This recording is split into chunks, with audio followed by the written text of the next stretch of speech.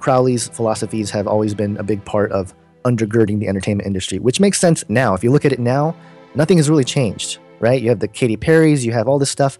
It's all the same, and it's all pushing the same philosophy. And if you look at what Aleistar Crowley believed, man, it is the darkest of dark stuff. Hey friends, thank you so much for tuning in. You know how much it means to me, and I think it means just as much to my friend Gonz Shimura too. So please do support him over at his fantastic YouTube site by subscribing. His site is facelikethesun. Gonz is back to join me right now to talk about spiritual warfare. The war against humanity is definitely heating up. We're going to talk about much of it right now. Gonz, welcome back. Thanks for having me back, Sean. Well, you know, two kindred spirits having a conversation about truth. I guess that is what defines the real news and the real media today, isn't it, Gonz? Because we're not going to hear conversations like the one you and I are about to have on CNN. Yeah, we'll probably be censored and labeled fake news if we even try to do that. Well, and the funny thing about CNN is that they're so intellectually dishonest, they won't even invite people on willing to have those debates and those conversations. What they do is they stack their panels with 3 or 4 like-minded people, and then they'll bring on one guest to berate the whole time. So there is no conversation or dialogue having. We're going to have dialogue right now. And I just want to start with the mention of the Grenfell Tower abomination. Some are calling it a ritual sacrifice. Certainly it looks like it was caused to happen, and there's some parallels with the Grenfell abomination in 9/11. People were told to stay in their flats. Just like people were told on 9/11 to go back up into the towers, the safest place to be was in the towers. And then we all know how that ended. I want to play a couple sound bites for you here about the Grenfell fire. This is a local citizen who lived in the area and lives in the area, and he believes that it was no accident. What I do know is they did regeneration last year to that building that they're talking about doing to all of these buildings. They did it to that building only, £10 million they're talking about, and put these shoddy plastic things on there that set up a light because they want more reasons to knock these blocks down. There's 2 options. They could either regenerate the blocks or they could knock them down. And after that, I'm not so sure that was totally an accident. I'm not even gonna lie. I'm not even gonna lie to you. You could pause me there, but I'm not gonna lie. The whole situation that's going on in this area, the way that they don't want us here, and they put those rich man's blocks over there, and then they tell certain man in Frinstead they can't even go into that section. That's outrageous. I can't lie. The way that they treat man in here is terrible, innit? So I understand. I can't even take the belief out of my mind that wasn't just an accident. I'm going to pause it there, and I have one more soundbite to play, Gonz. Feel free to jump in, but I think it's important to discuss this because, 9/11 was no accident either, and what happened with this Grenfell Tower is, like I said, an absolute abomination, and they're not being honest about how many people were in that tower and how many men, women, and children perished in those fires. This is DJ Isla, who told Press TV this, and this is after volunteering throughout the day to try to help, and there was no one to help. I came back for them to say that there were 17 people dead. Have you seen the building? There's more than 17 people dead. And then I thought, where are the missing people? Where's the list of the 500 people that live in that building? 600 people that live in their building? Where's the list on the news? The list on the news shows about 10 people. Or 15 people. Okay, let's just say they show 30 people. Where's the rest? Where's the rest of the 500 people? Why is everyone walking around with missing on their? Where is everyone? Where are the victims? Why are we doing this? Why are we doing it? We're packing boxes. We're sending food. To who? They've died. So what they need to do is they need to pack these boxes and they need to sell them, not send it to Oxfam or Red Cross, because Red Cross and Oxfam are not here helping us. This is the community that are helping us. So you're going to send all this stuff to Oxfam and Red Cross, and they don't deserve it. The people that deserve it are the people that died in that building, because they wanted to make it look pretty, and it's an inferno. They burnt them. It was gone in 5 minutes. From 15 minutes it took to burn. Who's alive? I'm going to pause it right there. It was an inferno. And you know what? The reason I wanted to play all this for you, Gonz, is it's just another one of those cases where one of these quote-unquote tragedies happen, be it a terrorist attack or an inferno in a high-rise building. Everybody is just supposed to gather up and hold hands and have candlelight vigils and pack boxes that will go nowhere and help no one. And again, I think there's an attack on humanity here that really needs to be discussed. And I had Liz Crokin on recently, and what did she say? She said the elite pedophiles run this world, Gonz. And I think we're all just sick and tired of it. I'm sorry. This Grenfell Tower thing makes my blood boil, and it needs to be investigated. So I'll turn the mic over to you. Well, I think one of the things to to touch on where I want to go with the conversation here is this idea that moral values are completely gone with some of these folks who carry out these things. And there is a parallel here. I think there is a system in place that has corrupted us and has stripped us of certain things that are sacred to humanity or are meant to be sacred, and it's been defiled. And I'm talking about sexuality. And, it's kind of a subject that it's, not discussed in a way, I think that, because it's so easy for someone who believes in the Bible or something to discuss it and be called a bigot or whatever because, oh, you just have this view from the Bible and whatnot. But I want to share something with everybody that hopefully will get you to consider a different view, whether you think it's mythologizing some kind of evolutionary belief, if that's what you believe, or not. And it goes back to this idea of the Garden of Eden and the fall of mankind. Now, remember that there's always a flip, right? With these Luciferians, the same philosophy runs throughout all of history of mankind. This thing about killing, murder, pedophilia, sexual deviance, it's all there. And it starts in the Garden of Eden. And I don't actually buy into a doctrine. It's called the serpent seed doctrine. That is to say, some people believe that Eve partook of the fruit of the tree of knowledge. That whole thing was a forbidden sexual act between Eve and Satan. And, the result was Cain. Now, I don't buy that because biblically speaking, it says that, Adam and Eve mated and they had Cain and they also had Abel and that whole thing in Genesis 4. But I think it strikes at a deeper point here, which is that there's something about desiring for the forbidden that has been basically the philosophical weak point for mankind. And that's why I think it's been abused by, throughout history. You see this as a problem, and we'll get into some of that here. But this idea of, humans. Sorry, my dog is trying to get in on the conversation here, no problem. Sean. But I'm trying to do this without the dog here. All right, go lay down, buddy. Okay, so as a result of this disobedience of Adam and Eve, God tells Eve in Genesis 3:15. It's a really interesting passage, and it says, "And I will put enmity between thee and the woman, and between thy seed and her seed. I shall bruise thy head, or it shall bruise thy head, and thou shalt bruise his heel." And this is known as the proto-evangelion, basically the first time the gospel was preached in the Bible. So it refers to Jesus, but at the same time, notice it says enmity, right? Hostility or friction, opposition between seeds.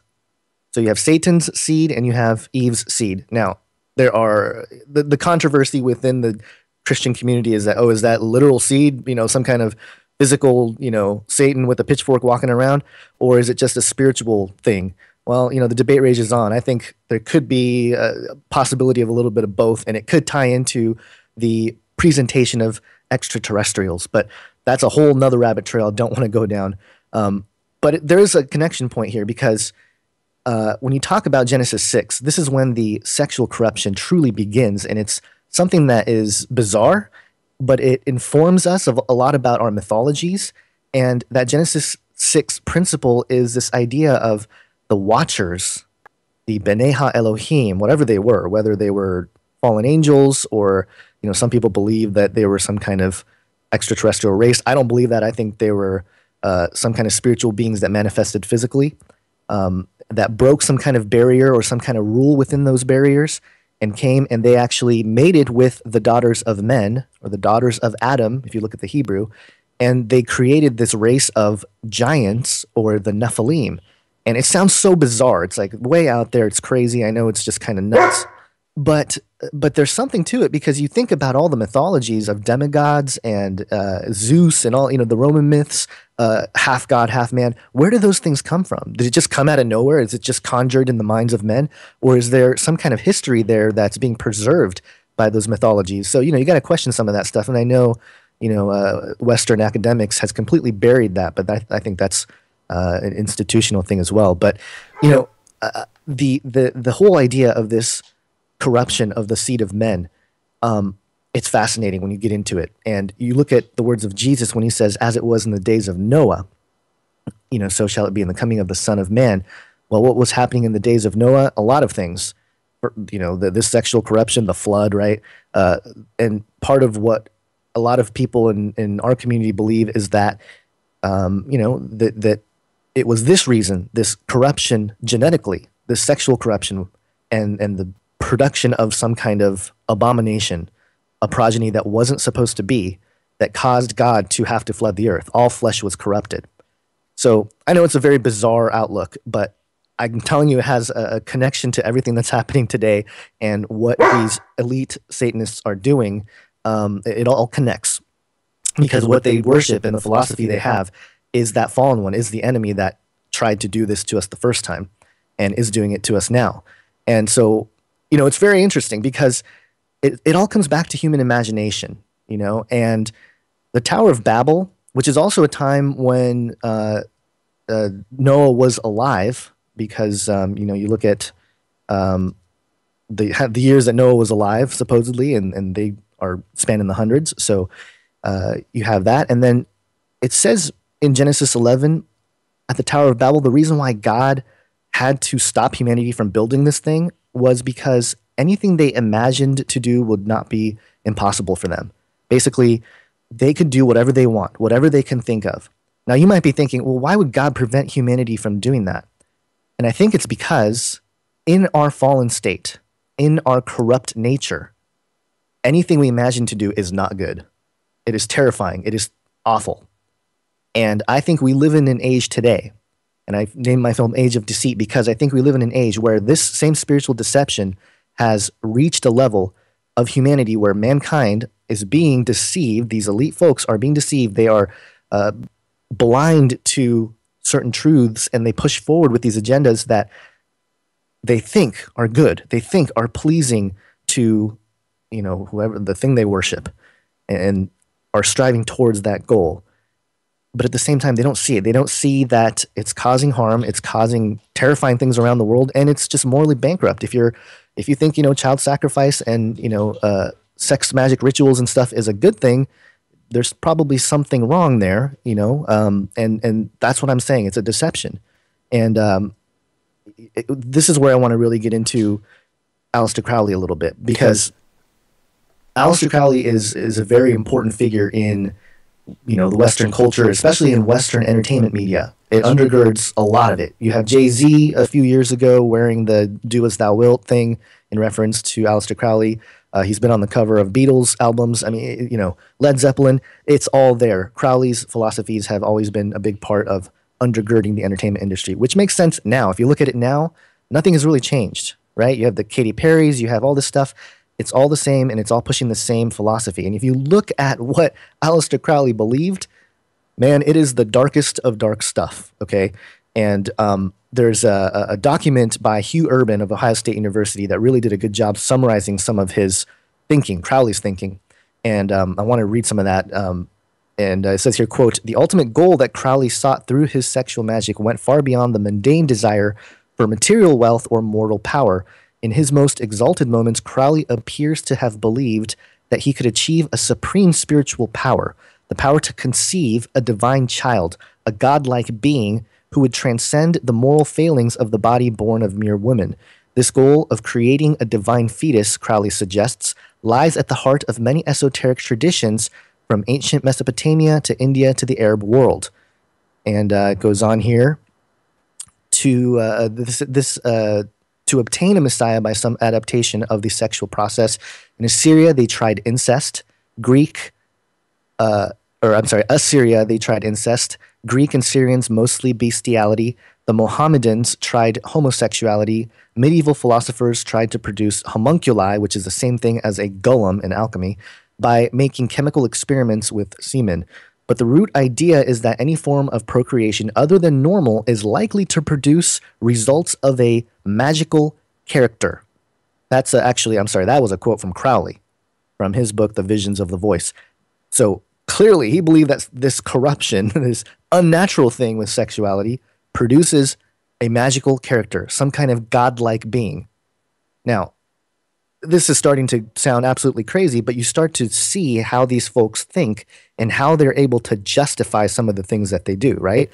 And this whole thing is just crazy. But it leads me to ask this question: why, as a listener, as a citizen, most likely of the Western world, most likely in America or Canada, and Europe, ask yourself why you, as citizens of this advanced civilization that we're in here, are being conditioned to accept things that are unnatural and abnormal to human well-being. Why, Sean? Guys, now I've remained quiet for all of this period, not because I don't have a lot to say, but because I think Gonz is very, very smart, and I wanted to take all of that in. Now, you said a couple of things. Number one, I want you to know that there are parallels right now to what's going on. Tom DeLay told us just a couple years ago that the elite want to legalize 12 perversions. He said that there is a document at the Department of Justice outlining 12 perversions that they want to make legal or mainstream, one of which is pedophilia, another of which is bestiality, which you mentioned. There is a move to defile humanity, to wreck humanity, to mess with the genome, to mess with our immune systems.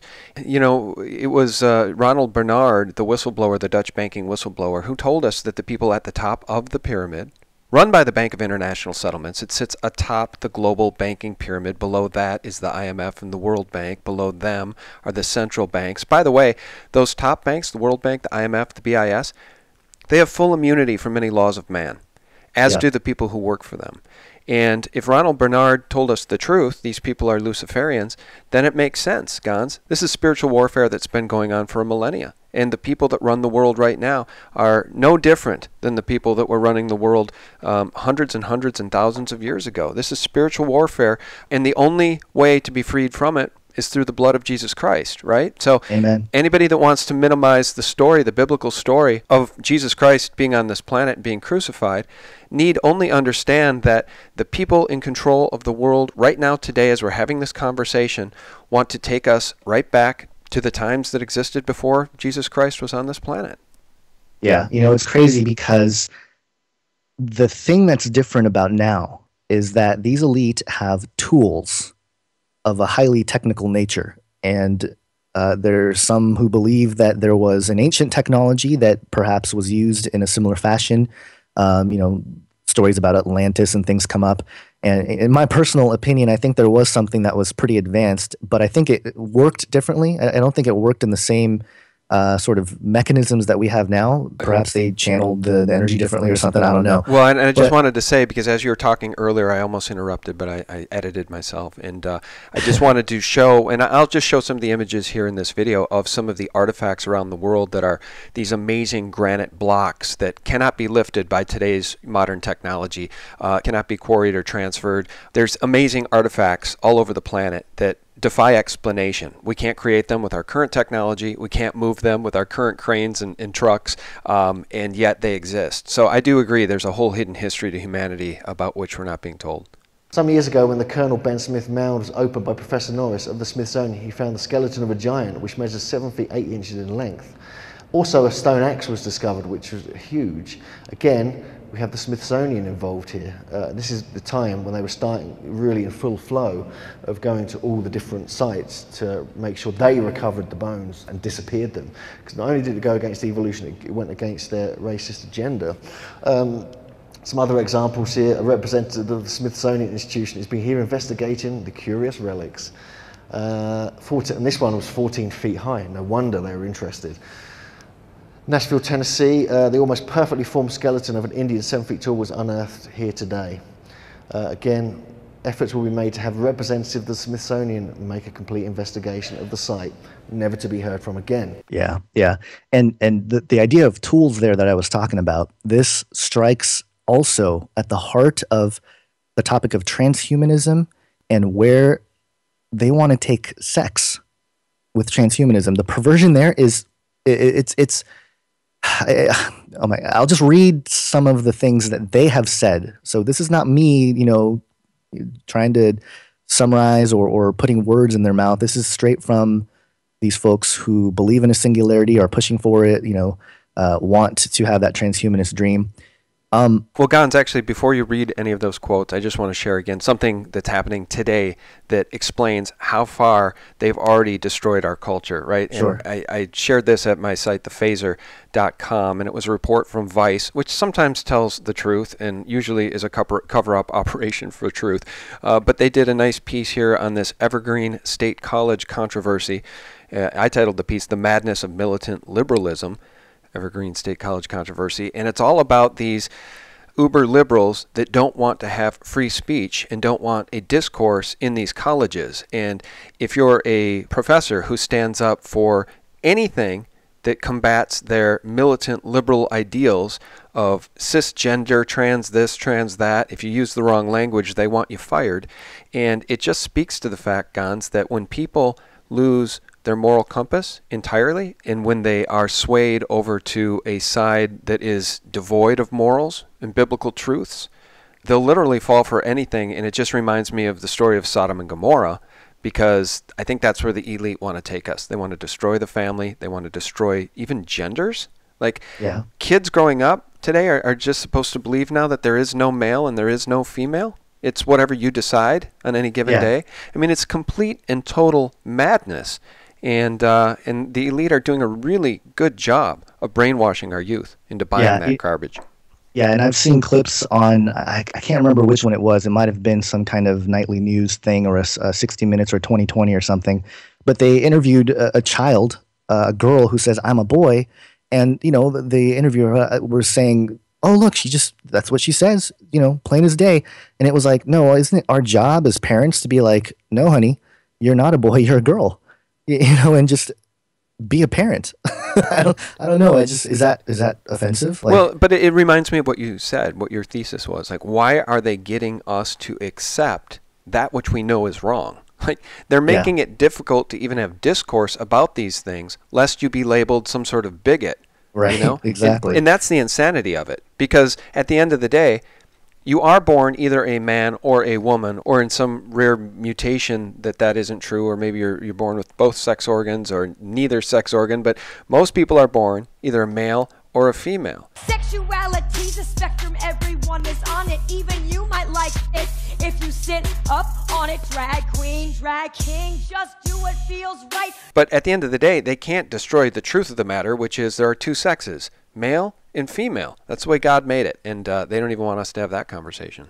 Yeah, well, you know, if it wasn't for that union, then the human species wouldn't really exist. So, you know, we could credit that whole thing, the whole sacredness of it. Because but they want to remake the species, right? Our friends Aaron and Melissa at TrueStream Media just came out with a piece, and it's titled, "Oopsies, Gene Editing Now Admittedly Causing Hundreds of Mutations." And Melissa tells us, and see, this is right in your alley. This is stuff you've talked about. She shows an article here from 2007 from the Daily Mail titled, "Human Race Will Split into Two Different Species. The human race will one day split into two separate species," the author says, "an attractive, intelligent ruling elite and an underclass of dim-witted, ugly, goblin-like creatures, according to a top scientist." So they're messing with the human genome, but now they're coming out and saying, you know, we might be causing a bunch of mutations that we didn't know about. And because they're trying to play God, and they're trying to play God with CERN, what's really going on at CERN. They really are trying to defile God's creation. They're going to just pollute the whole planet, and they want to destroy the human species. Yeah. Projecting forward into the future, there's possibilities of how humanity couldn't figure it out, so maybe some sort of extra intelligence helps us, quote unquote, right? But I wanted to get a couple of those quotes off because I think it gives you a sort of overview of what they're thinking. And again, these are transhumanists, pro-humanity plus folks, and this was published back in 2009. And I have a couple of them here. Basically, they asked if sex would survive the singularity or the technological singularity. According to Alex Lightman, who's the executive director of Humanity Plus and the CTO of FutureMax, a merchant bank, said, quote, "The primary purpose of the singularity will be seen after the fact to be awesome sex. There will be exponentially more sex with exponentially more interfaces and with exponentially more measures of pleasure. First, whole brain emulations and more stealthy ways to upload will enable us to almost perfect replicas of our brains, which can then imagine aided by the cloud that puts thousands of supercomputer equivalents at our back and call to generate millions of sexual fantasies and to engage in variations of them. That's what they're thinking. They're thinking, oh, it'll be great. We're going to be uploaded into the supercomputer brain and we'll just be able to live out all kinds of things, you know, in this matrix of deviance there. Yeah, and they're going to sell it to the youth. This is not going to be a hard sell to the youth. The youth, because the youth are being separated from biblical principles. They're not aware of the 666, Mark of the Beast, the warning in Revelations. They're not aware of any of it, and they're being brainwashed into accepting all of it as normal. They're normalizing these perversions, Gonz. Yeah. Even more absurd. This is by Ray Kurzweil. He is the head of engineering at Google. Okay, so this is not just some random guy saying this. He said, the short answer is yes. The longer answer is that we've already separated at least some of the original biological function of sex from its social and sensual function. Human intelligence is directed towards our body, meeting its needs and desires, and we will continue to have bodies in the singularitarian future, except that we won't be limited to just one. We'll have different virtual bodies in different virtual reality worlds and morphable nanobot swarms for real worlds. A couple could become each other in a virtual reality environment and experience the relationship from the other's perspective. We'll be limited only by our imaginations. Think about that. Imaginations. What was the reason why God prevented the Tower of Babel from being built? Human imagination. And there you have it. Human imagination is unleashed in this generation, and look what we're doing to ourselves. But, you know, I just want to say this for the audience's sake and for my own mental health sake. I think that war is being waged against us by the elites that hate God, and as Ronald Bernard told us, they hate humanity, just like their father of lies who they worship does. That's the problem. It's not you and I and our imaginations. I've said for a long time now, Gonz, if we had benevolent dictators, because we currently have malevolent ones that hate us. Look at that Grenfell fire. If we had benevolent dictators on planet Earth, this world could be an Eden. And, you know, if anybody thinks I'm crazy, I'm not the only one who believes that. Listen to Catherine Austin Fitts, who says there's plenty of money on planet Earth. In fact, if you look at the wealth on planet Earth today, it's 1% of what it could be because things are so controlled and centralized and mind controlled. If you could really let markets work, wow, the wealth is incredible. And so there's wealth enough for 2 civilizations. There's wealth enough for 3 civilizations. I'll pause it there. I think she's right. Because wealth, as these bankers create it, is created out of thin air. But they hoard it for themselves. They use it, again, the IMF, the World Bank, the Bank for International Settlements. They use it to ensnare corrupt governments in more debt that's unrepayable. And then they take the resources of the nations, like they did to Greece, like they will do to this country. They take the resources because they indebt the governments to unrepayable debt that's created out of thin air. If we had benevolent dictators, that money could be used to green the planet and to enrich humanity. Well, you know what? I think Catherine Austin Fitts has it right. I think there is a breakaway civilization. There's the Luciferians, and then there's the rest of us. Yep, absolutely. You know, there's many people who have seen this coming. We spoke to Dr. Hugo de Garis a couple of times, and he was a brain scientist, and in the 80s he was doing the research, and he actually fled to China because he didn't agree with some of the direction they were headed. But he wrote a book called The Art-elect War, and The Art-elect War predicts, and this is he's just a guy looking at the trajectory of what's happening, and he believes that they're actually going to split into 3 groups: the cosmists, the Terrans, and the cyborgists. So cosmists who are total, mind upload type thing where they only exist in the cloud, so to speak.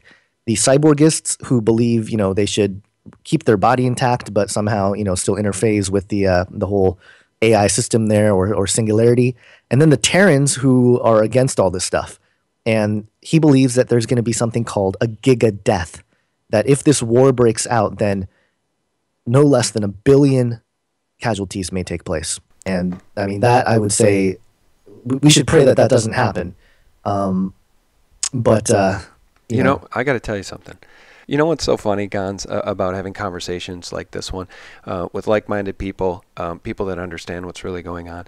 We could talk for 2-3 hours. And unfortunately, you and I both have a hard out today. So, guys, we're going to have to pick up this conversation at a later date, right from where we're leaving off, because we're just getting started here. But one thing I wanted to say, Gonz, is you sparked another thought. Have you ever seen Fritz Lang's movie called Metropolis? It was made in 1927. Yeah, I've seen parts of it. I actually have watched it, but I don't think I've seen it in more recent years. So I kind of watched it as a kid, so I don't remember much of it. Yeah, it's stunning, and I'll tell you this, guys, you really can only watch it. It's a silent movie, but it's so brilliantly done, it really defies belief, the sets that were built for this thing. I mean, it defies belief. I don't know how they did it without CGI, and you really ought to watch this thing. And the plot is this. In the futuristic year of 2026, in the city of Metropolis, as I read this, keep in mind UN Agenda 2030. Yeah. In the futuristic year of 2026 in the city of Metropolis, wealthy industrialists reign from high-rise tower complexes while underground dwelling workers toil to operate the underground machines that power the city. John Fredersen is the city's master. His son, Freder, idles away his time in a pleasure garden, but is interrupted by the arrival of a young woman named Maria. But it goes on, and in this movie, you'll see all sorts of satanic symbology and the message of transhumanism. It's all here, and it was made in 1927. And I honestly, I don't know. Fritz Lang must have been a genius, because I don't know how they pulled this thing off without CGI. You guys got to watch it. It's called Metropolis. Let me drop this, because that whole 1 billion thing, just one last thing before we cut out. It was just published by Business Insider that Microsoft is working on providing digital IDs to over 1 billion undocumented people around the world, and that's part of the UN 2030 agenda as well. So there you go. Yeah, you know, Gonz, they're going to try to destroy us with these UN Agenda 2030 policies, and that's another conversation we can have in the future. But my hat's off to Donald Trump for getting us out of the Paris Accords, which I think is the first step in that slippery slope to deindustrializing the West and, dragging us down. They don't want to lift the third world up. They want to drag the first world down to third world standards. And I've said if they get away with it, if they implement UN Agenda 2030 policies, we will be living without access to energy, because they're not going to give us new forms of energy, even though I think they have them. And guys, what that means is that we will live as serfs. And it's really what's spelled out here in Fritz Lang's Metropolis, right? The toiling working class, living like goblins below ground, serve only their masters, who live in pleasure gardens, essentially. Yeah. So I guess that's what we're up against, Gonz. Yeah, well, we should just pray that more people are awake to this stuff, then we can help prevent it. Be salt and light in the world. Amen. And I think we're helping to wake up a lot of folks. And guys, if you stayed with us this long, thanks so much for tuning in. We very much appreciate it. Do me a favor and check out Gonz's YouTube channel. It's Face Like the Sun. He does amazing work. He's an amazing voice for truth and light in this world. And Gonz, thanks so much for joining us. Thanks for having me on, Sean. All right. And guys, thank you so much for tuning in. For real news 24/7, visit us at sgtreport.com. And one last word, a special thanks to my patrons over at Patreon, SGT Report. You're making a huge difference for us. In fact, you're giving us a lifeline to continue in the fight for truth, no matter what dirty tricks Google and YouTube play moving forward. Thank you so much. Oh, and Gonz, you have a Patreon page too, don't you? Yeah, it's patreon.com/facelikethesun. And a shout out to all the supporters there. I think I got like 344 right now. So Thanks, guys. You guys are totally awesome. You guys are the reason why we could keep this moving. Yeah. Amen. All right, guys. Thanks so much for tuning in. Have a wonderful weekend. God bless. All the major networks, CNN, CNBC, MSNBC, all of those media outlets are on the decline. They are in absolute panic mode because they see their end coming.